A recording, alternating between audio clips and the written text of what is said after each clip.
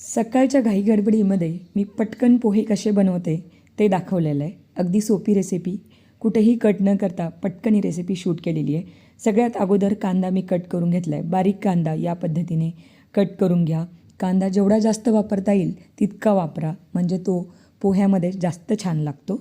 आता आपण अशा प्रकारे कांदा कट करून घ्यायचा आहे आणि त्यानंतर बारीक चिरलेली कोथिंबीर, हिरव्या मिरच्या आणि थोडासा कढीपत्ता, ही सगळी जिन्नसं आपल्याला या पद्धतीने कट करून घ्यायचे आहेत.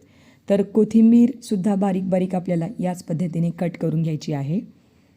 आता आपण पोह्यासाठी लागणारे जे शेंगदाणे असतात ते सुरुवातीला तळून घ्यायचे. त्याच्यामुळं होतं काय की शेंगदाणे क्रिस्पी आणि अगदी छान तळले जातात. बऱ्याचदा आपण फोडणीमध्ये शेंगदाणे टाकतो. अशा वेळी होतं काय की बाकीची जिन्नसं तळली जातात पण शेंगदाण्याला थोडासा वेळ लागतो. मग अशा वेळी होतं काय की बाकीची जिन्नसं तळली जातात पण शेंगदाणे मग तसेच कच्चे राहतात. म्हणून सुरुवातीला शेंगदाणे आपल्याला तळून घ्यायचे आहेत या पद्धतीने आणि मग त्याच तेलामध्ये बाकीची फोडणी आपण ॲड करू शकतो. अगदी पटकन आणि झटपट होतील असे मी पोहे दाखवलेले आहेत. तर आता सरळ सरळ मसाले डब्यातलेच जिन्नसं किंवा पदार्थ वापरायचे. यामध्ये तेलामध्ये थोडंसं हिंग, सुरुवातीला 1 चमचा मोहरी, 1 चमचा जिरं ॲड केलेलं आहे, थोडासा कढीपत्ता, हिरवी मिरचीसुद्धा चवीनुसार 3 ते 4 किंवा जेवढी आवडत असेल त्या पद्धतीने तुम्ही ॲड करू शकता. आता कांदा टाकूया आणि कांदा आपल्याला छान परतून घ्यायचा आहे. कांदासुद्धा अर्धवट तळला गेला पाहिजे, म्हणजे सुरुवातीला खूप जास्त लालसरही न करता आणि अगदी कचवटही न राहता अशा स्टेजमध्ये मसाले ॲड करायचे, म्हणजे मसालाही पूर्णपणे व्यवस्थित भाजला जातो. जसं की हळद असेल, मीठ असेल.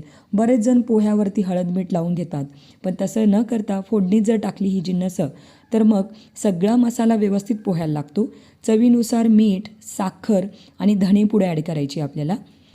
धणेपूड टाकून बारीक चिरलेली कोथिंबीरसुद्धा ॲड करा आणि जे काही पोहे होते भिजवलेले ते पोहेसुद्धा आपल्याला यामध्ये ॲड करायचे आहेत.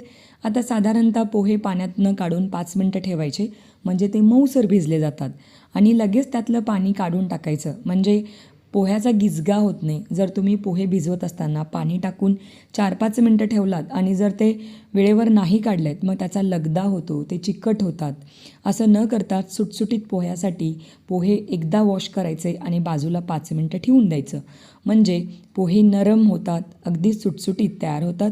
फोडणीमध्ये पोहे टाकून व्यवस्थित परतून घ्या आणि झाकण टाकून किंवा झाकण ठेवून 5 ते 7 मिनटं हाय फ्लेमवरती पोहे आपल्याला वाफवून घ्यायचे आहेत.